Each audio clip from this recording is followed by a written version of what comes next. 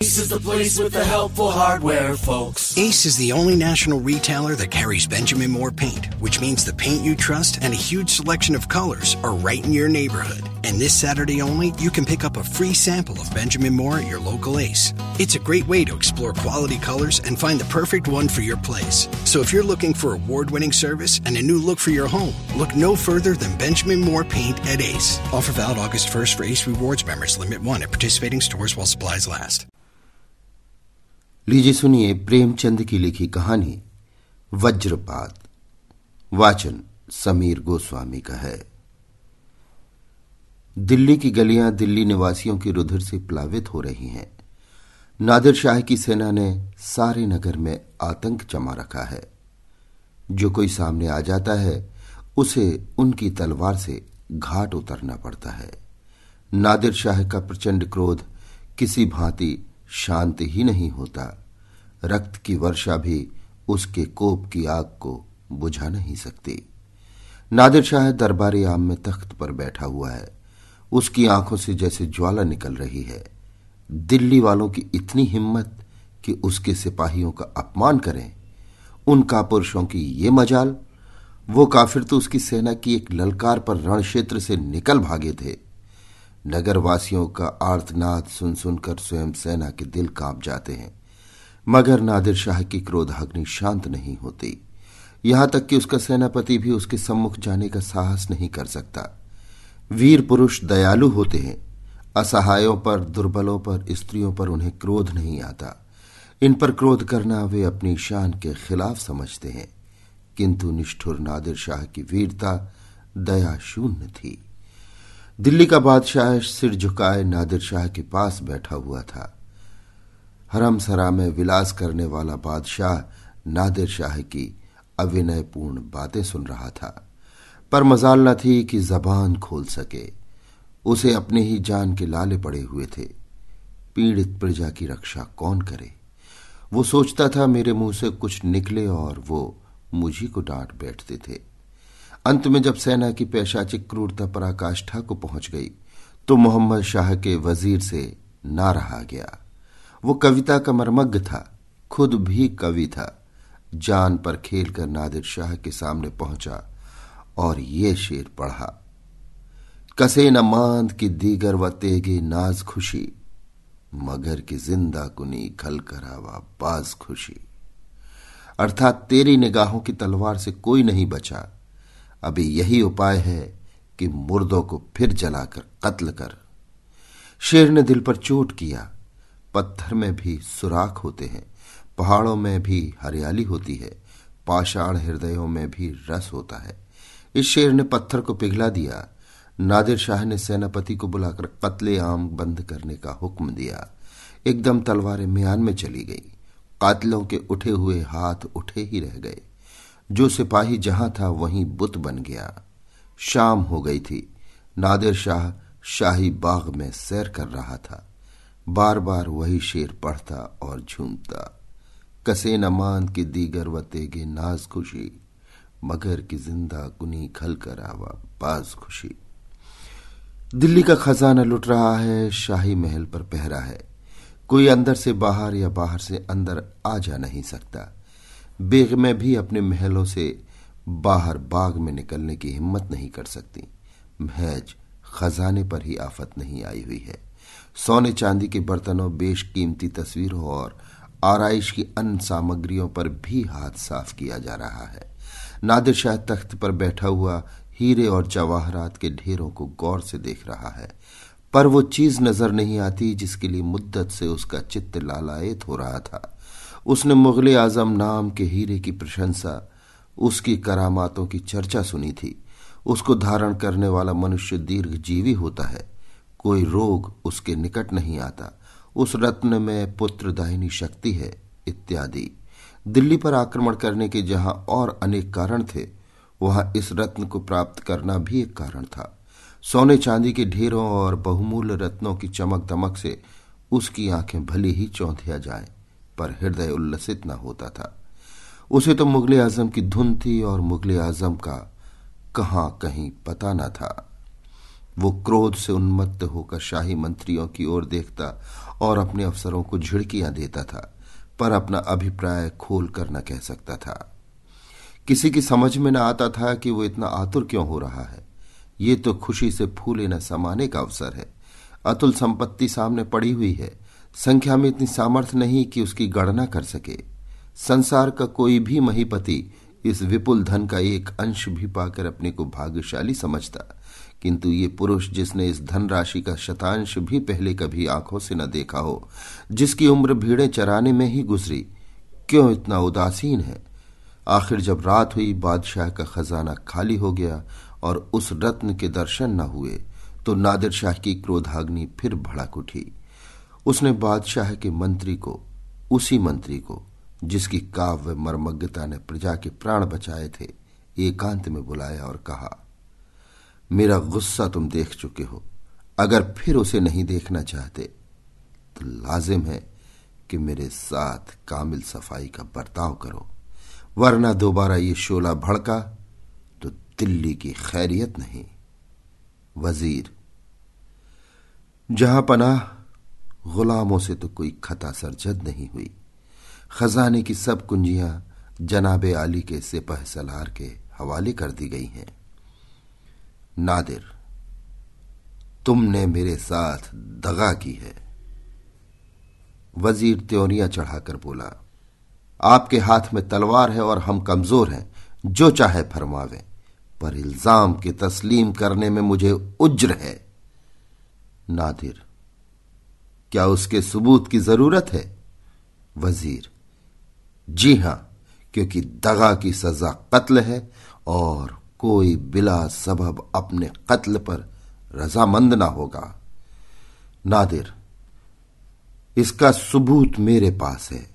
हालांकि नादिर ने कभी किसी को सबूत नहीं दिया। वो अपनी मर्जी का बादशाह है और किसी को सबूत देना अपनी शान के खिलाफ समझता है। पर यहां जाती मामला है।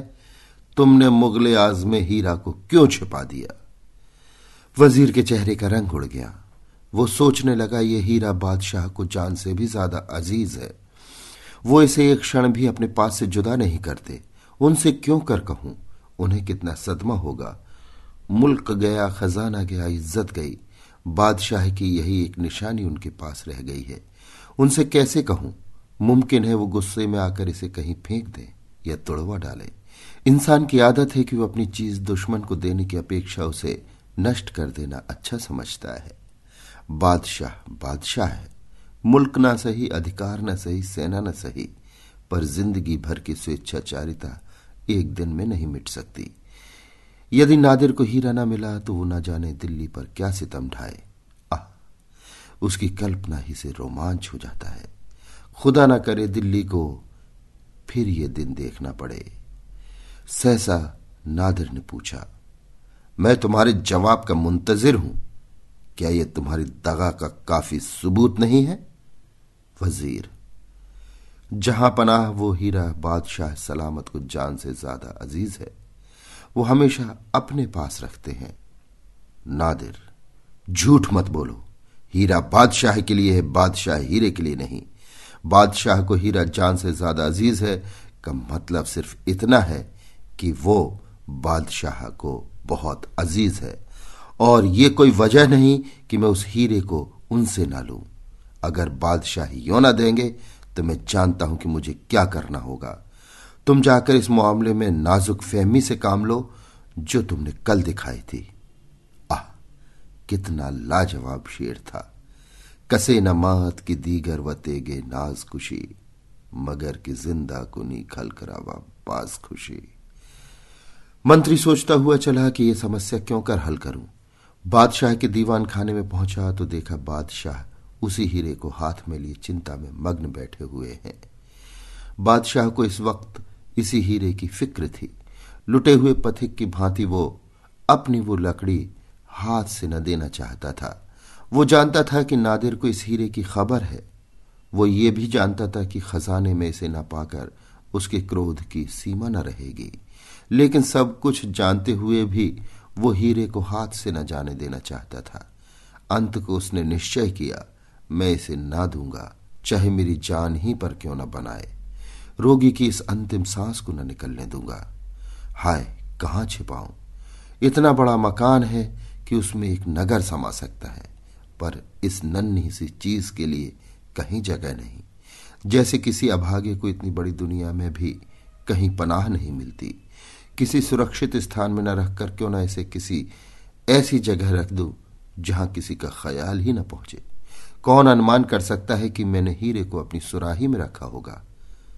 अच्छा, हुक्के की फर्शी में क्यों न डाल दूं? फरिश्तों को भी खबर न होगी। ये निश्चय करके उसने हीरे को फर्शी में डाल दिया, पर तुरंत ही शंका हुई कि ऐसे बहुमूल्य रत्न को इस जगह रखना उचित नहीं।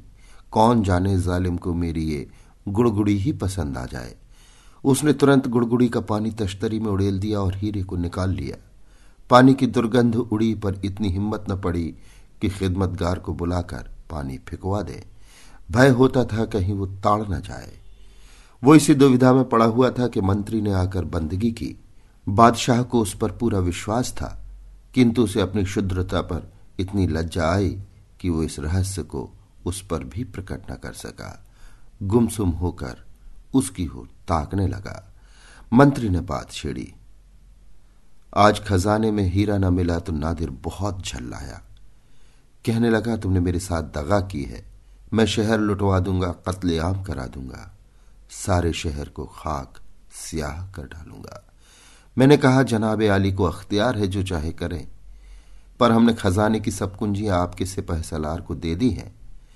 वो कुछ साफ साफ तो कहता न था, बस कनायों में बात कर रहा था और भूले गीदड़ की तरह इधर उधर बौखलाया फिरता था कि किसे पाए और नौच खाए। मोहम्मद शाह, मुझे तो उसके सामने बैठते हुए ऐसा खौफ मालूम होता है गोया किसी शेर का सामना हो। जालिम की आंखें कितनी तुंद्र और गजबनाक हैं। आदमी क्या है, शैतान है। खैर, मैं भी उधेड़ बुन में पड़ा हुआ हूं, फिर इसे क्यों कर छुपाऊं।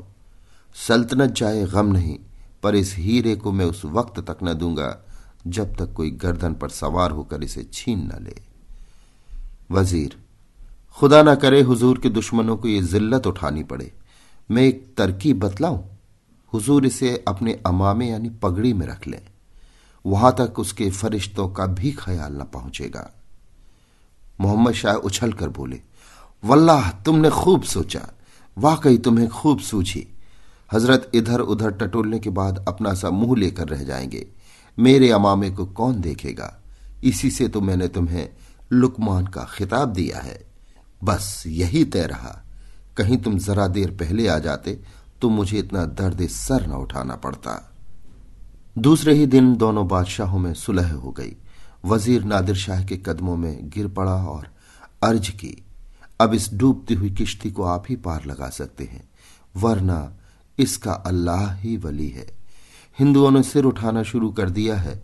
मराठे, राजपूत, सिख सभी अपनी अपनी ताकतों को मुकम्मिल कर रहे हैं। जिस दिन उनमें मेल मिलाप हुआ उसी दिन ये नाव भंवर में पड़ जाएगी और 2-4 चक्कर खाकर हमेशा के लिए नीचे बैठ जाएगी। नादिर शाह को ईरान से चले अरसा हो गया था। वहां से रोजाना बागियों की बगावत की खबरें आ रही थीं। नादिर शाह जल्द वहां लौट जाना चाहता था। इस समय उसे दिल्ली में अपनी सल्तनत कायम रखने का अवकाश न था। सुलह पर राजी हो गया। संधि पत्र पर दोनों बादशाहों ने हस्ताक्षर कर दिए। दोनों बादशाहों ने एक ही साथ नमाज पढ़ी, एक ही दस्तरख्वान पर खाना खाया, एक ही हुक्का पिया और एक दूसरे से गले मिलकर अपने अपने स्थान को चले। मोहम्मद शाह खुश था। राज्य बच जाने की उतनी खुशी न थी जितनी हीरे के बच जाने की। मगर नादिर शाह हीरा न पाकर भी दुखी न था। सबसे हंस हंस कर बातें करता था, मानो शील और विनय का साक्षात अवतार हो। प्रातःकाल दिल्ली में नौबतें बज रही हैं। खुशी की महफिलें सजाई जा रही हैं। 3 दिन पहले यहां रक्त की नदी बह रही थी, आज आनंद की लहरें उठ रही हैं। आज नादिर शाह दिल्ली से रुखसत हो रहा है। अशरफियों से लदे हुए ऊंटों की कतार शाही महल के सामने रवाना होने को तैयार खड़ी है। बहुमूल्य वस्तुएं गाड़ियों में लदी हुई हैं। दोनों तरफ की फौजें गले मिल रही हैं। अभी कल दोनों पक्ष एक दूसरे के खून के प्यासे थे, आज भाई भाई हो रहे हैं। नादिर शाह तख्त पर बैठा हुआ है। मोहम्मद शाह भी उसी तख्त पर उसकी बगल में बैठे हुए हैं। यहां भी परस्पर प्रेम का व्यवहार है। नादिर शाह ने मुस्कुराकर कहा, खुदा करे ये सुलह हमेशा कायम रहे और लोगों के दिलों में इन खूनी दिनों की याद मिट जाए। मोहम्मद शाह, मेरी तरफ से ऐसी कोई बात ना होगी जो सुलह को खतरे में डाले। मैं खुदा से ये दोस्ती कायम रखने के लिए हमेशा दुआ करता रहूंगा। नादिर शाह, सुलह की जितनी शर्तें थी सब पूरी हो चुकी, सिर्फ एक बात बाकी है। मेरे यहां दस्तूर है कि सुलह के वक्त अमामे बदल दिए जाते हैं। इसके बगैर सुलह की कार्रवाई पूरी नहीं होती। आइए हम लोग भी अपने अपने अमामे बदल लें। लीजिए, ये मेरा अमामा हाजिर है। ये कहकर नादिर ने अपना अमामा उतारकर मोहम्मद शाह की तरफ बढ़ाया। बादशाह के हाथों के तोते उड़ गए। समझ गया मुझसे दगा की गई। दोनों तरफ के शूर सामंत सामने खड़े थे। ना कुछ कहते बनता था, न सुनते। बचने का कोई उपाय न था और न कोई उपाय सोच निकालने का अवसर ही। कोई जवाब न सूझा, इनकार की गुंजाइश न थी। मन महसूस कर रह गया। चुपके से अमामा सिर से उतारा और नादिर शाह की तरफ बढ़ा दिया। हाथ कांप रहे थे, आंखों में क्रोध और विषाद के आंसू भरे हुए थे। मुख पर हल्की सी मुस्कुराहट झलक रही थी, वो मुस्कुराहट जो अश्रुपात से भी कहीं अधिक करुण और व्यथापूर्ण होती है। कदाचित अपने प्राण निकाल कर देने में भी उसे इससे अधिक पीड़ा न होती। नादिर शाह पहाड़ों और नदियों को लांघता हुआ ईरान को चला जा रहा था। 77 ऊंटों और इतनी ही बैलगाड़ियों की कतार देख देख कर उसका हृदय बांसों उछल रहा था। वो बार बार खुदा को धन्यवाद देता था। उसकी असीम कृपा ने आज उसकी कीर्ति को उज्जवल बनाया था। अब वो केवल ईरान ही का बादशाह नहीं, हिंदुस्तान जैसे विस्तृत प्रदेश का भी स्वामी था। पर सबसे ज्यादा खुशी उसे मुगले आजम हीरा पाने की थी, जिसे बार बार देखकर भी उसकी आंखें तृप्त न होती थी। सोचता था जिस समय दरबार में ये रत्न धारण करके आऊंगा, सबकी आंखें झपक जाएंगी, लोग आश्चर्य से चकित रह जाएंगे। उसकी सेना अन्न जल के कठिन कष्ट भोग रही थी। सरहदों की विद्रोही सेनाएं पीछे से उसको दिख कर रही थी। नित्य 10-20 आदमी मर जाते या मारे जाते थे, पर नादिर शाह को ठहरने की फुर्सत न थी। वो भागा भागा चला जा रहा था। ईरान की स्थिति बड़ी भयंकर थी। शाहजादा खुद विद्रोह शांत करने के लिए गया हुआ था, पर विद्रोह दिन दिन उग्र रूप धारण करता जाता था। शाही सेना कई युद्धों में परास्त हो चुकी थी। हर घड़ी यही भय होता था कि कहीं वो स्वयं शत्रुओं के बीच घिर न जाए। पर वाह रे प्रताप!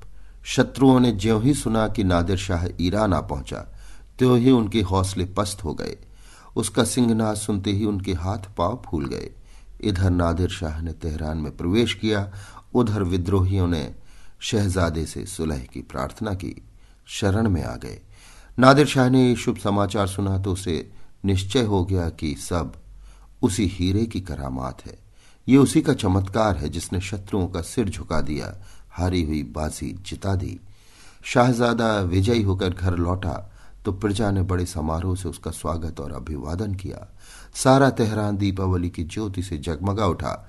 मंगल गान की ध्वनि से सब गली और कूचे गूंज उठे। दरबार सजाया गया, शायरों ने कसीदे सुनाए। नादिर शाह ने गर्व से उठकर शहजादे के ताज को मुगले आजम हीरे से अलंकृत कर दिया। चारों ओर मेहरबा मेहरबा की आवाजें बुलंद हुई। शहजादे के मुख की कांति हीरे के प्रकाश से दूनी चमक उठी। पितृ स्नेह से हृदय पुलकित हो उठा। नादिर, वो नादिर जिसने दिल्ली में खून की नदी बहाई थी, पुत्र प्रेम से फूला न समाता था। उसकी आंखों से गर्व और हार्दिक उल्लास के आंसू बह रहे थे। सहसा बंदूक की आवाज आई। धाएं धाएं। दरबार हिल उठा। लोगों के कलेजे धड़क उठे। हाय, वज्रपात हो गया। हाय रे दुर्भाग्य! बंदूक की आवाजें कानों में गूंज ही रही थी कि शाहजादा कटे हुए पेड़ की तरह गिर पड़ा। साथ ही वो रत्न जड़ित मुकुट भी नादिर शाह के पैरों के पास आ गिरा।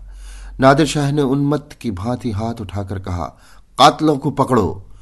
साथ ही शोक से विवल होकर वो शाहजादे के प्राणहीन शरीर पर गिर पड़ा। जीवन की सारी अभिलाषाओं का अंत हो गया। लोग कातलों की तरफ दौड़े। फिर धाएं धाएं की आवाज आई और दोनों कातिल गिर पड़े। उन्होंने आत्महत्या कर ली। दोनों विद्रोही पक्ष के नेता थे। हाय रे मनुष्य का मनोरथ! तेरी भित्ति कितनी अस्थिर है। बालू पर की दीवार तो वर्षा में गिरती है, पर तेरी दीवार बिना पानी बूंद के ढह जाती है। आंधी में दीपक का कुछ भरोसा किया जा सकता है, पर तेरा नहीं। तेरी अस्थिरता के आगे बालकों का घरौंदा अचल पर्वत है। वैश्या का प्रेम सती की प्रतिज्ञा की भांति अटल। नादिर शाह को लोगों ने लाश पर से उठाया। उसका करुण क्रंदन हृदयों को हिलाए देता था।